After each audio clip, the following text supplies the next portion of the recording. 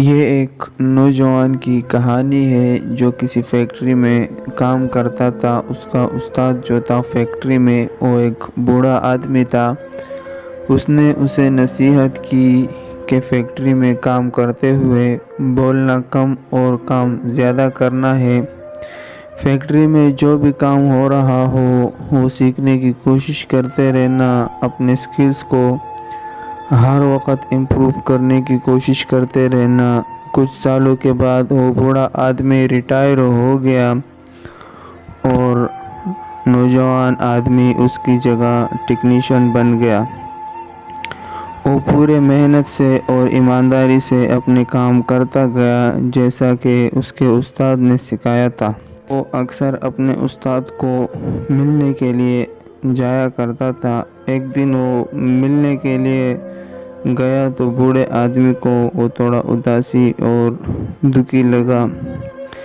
بوڑھے آدمی نے پوچھا کہ بیٹا کیا بات ہے، کوئی پرابلم ہو گئی ہے، کوئی مسئلہ ہے تو بتاؤ، شاید میں تمہاری کوئی مدد کر سکوں۔ نوجوان نے ایک ٹھنڈی سانس لی اور بولا کہ اتنے سالوں سے میں آپ کی ہدایت کے مطابق پوری محنت اور ایمانداری سے اپنا کام کرتا رہا ہوں۔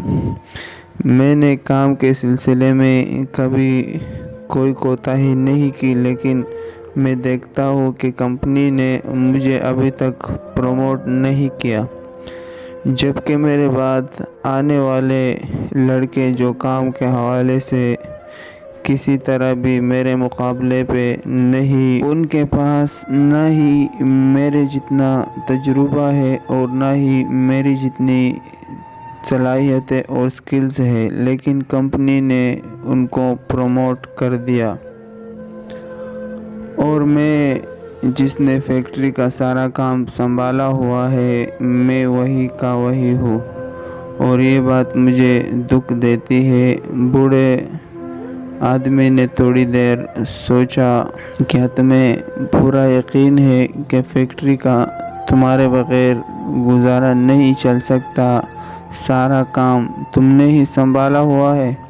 نوجوان نے کہا، جی ہاں بالکل، میں ایک دن بھی فیکٹری نہ جاؤں تو سارا کام ڈسٹرب ہو جائے گا۔ بوڑھا آدمی کچھ دیر سوچتا رہا اور پھر وہ نوجوان کی طرف مڑا اور بولا، اگر ایسا ہے تو پھر ایک دن کے لیے فیکٹری سے چھٹی کر لو، کوئی بھی وجہ بتا کر فیکٹری سے چھٹی لے لو تو تمہیں تھوڑا ریسٹ مل جائے گا، تمہیں تھوڑا سا ریسٹ کرنا چاہیے۔ نوجوان آدمی پہلے تو اس نصیحت پر تھوڑا حیران ہوا، لیکن پھر جیسے جیسے وہ سوچتا گیا اسے بات کی سمجھ آ گئی تھی۔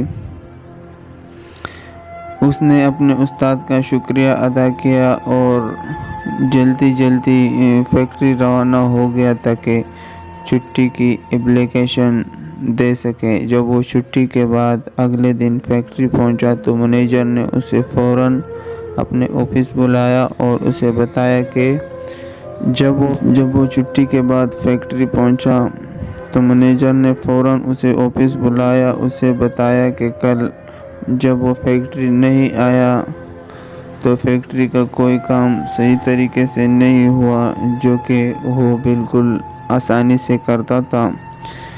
تمہاری غیر موجودگی میں فیکٹری کا کوئی بھی کام صحیح سے نہیں ہوا، تمہاری غیر موجودگی میں تمہارے صحیح معنوں میں تمہارا اہمیت کمپنی کو سمجھ آ گیا ہے۔ تمہارا کام کی اہمیت کو سامنے رکھتے ہوئے کمپنی نے فیصلہ کیا ہے کہ تمہیں پروموٹ کر دیا جائے اور تمہاری تنخواہ میں اچھا خاصا اضافہ کیا جائے تاکہ تمہاری حوصلہ افزائی ہو اور تم مزید محنت اور دلجمی سے کام کر سکو۔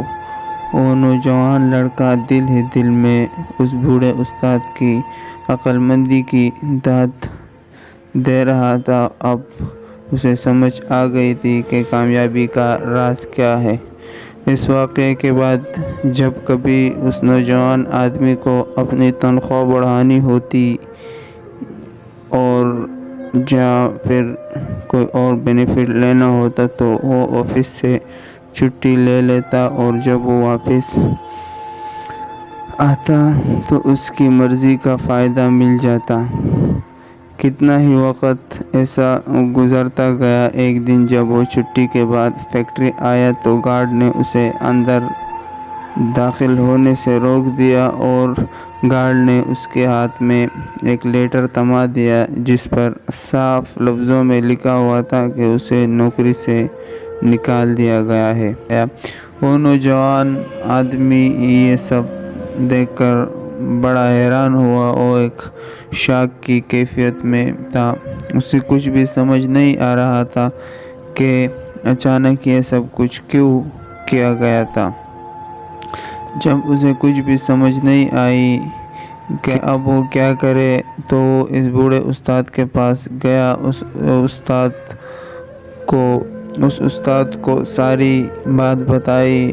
مجھے سمجھ نہیں آ رہا کہ آخر انہوں نے مجھے نوکری سے کیوں نکال دیا، آخر کیا غلطی ہوئی ہے مجھ سے؟ نوجوان آدمی نے پوچھا۔ میں نے تو بالکل ویسا ہی کیا جیسا آپ نے سکھایا تھا، تو پھر میرے ساتھ ایسا کیوں ہو رہا ہے؟ تم نے ویسا نہیں کیا جیسا میں نے کہا، کیونکہ تم نے میری پوری بات نہیں سنی تھی۔ بوڑھے آدمی نے افسوس سے کہا، یہ بات کہ تم یہ بات سن کر فوراً چلے گئے تھے۔ ایک بلب جو ہمیشہ ہی جلتا رہے اس کا کوئی نوٹس نہیں لیتا، اس کی موجودگی کا اور افادیت کا کوئی احساس نہیں کرتا۔ لوگ تب ہی اس کی اہمیت کو سمجھتے ہیں جب ایک دن وہ بلب جلنا بند ہو جائے۔ تمہیں یہ بات اتنی اچھی لگی کہ تم اسے اپلائی کرنے کی جلدی میں پڑ گئے اور تم فوراً ہی چلے گئے اور میری پوری بات نہیں سنی۔ میری بات کا دوسرا حصہ سننے سے پہلے ہی تم چلے گئے۔ بات کا دوسرا حصہ؟ نوجوان نے حیرانی سے پوچھا۔ اسے اب لگنے لگا تھا کہ واقعی اس نے کوئی بہت بڑی غلطی کی ہے، اس سے کوئی بڑی غلطی ہوئی ہے۔ مہربانی کر کے مجھے بتائیے کہ بات کا دوسرا حصہ کیا ہے؟ نوجوان آدمی نے پوچھا۔ بوڑھے آدمی نے کہا کہ دوسرا حصہ پہلے حصے کے بنسبت زیادہ اہم ہے۔ اگر کسی کو یہ لگنے لگے کہ یہ بلب بار بار بند ہو جاتا ہے، یہ ریلائبل نہیں ہے، تو پھر بلب بدل دیا جاتا ہے، اس کی جگہ پر ایک نیا بلب لگا دیا جاتا ہے۔ بوڑھے آدمی نے آہستہ آواز میں جواب دیا۔ دوستو، اس کہانی کا پہلا سبق یہ ہے کہ ہم بہت سی چیزوں کو، بہت سے لوگوں کو اور بہت سے رشتوں کو جو ہمیشہ ہمارے لیے ہر وقت موجود ہوتے ہیں فار گرانٹیڈ رہتے ہیں۔ اکثر ہمیں ان کے ہونے یا نہ ہونے کا اہمیت کا احساس تب ہوتا ہے جب ہماری زندگی سے چلے جاتے ہیں۔ اس لیے کسی ایسے دن کا انتظار کرنے کے بجائے اس سے پہلے ہی ان کی قدر کریں۔ اور دوسرا یہ کہ اگر آپ کسی کے لیے ہر وقت ہی اویلیبل ہو تو آپ کی اہمیت نہیں رہتی۔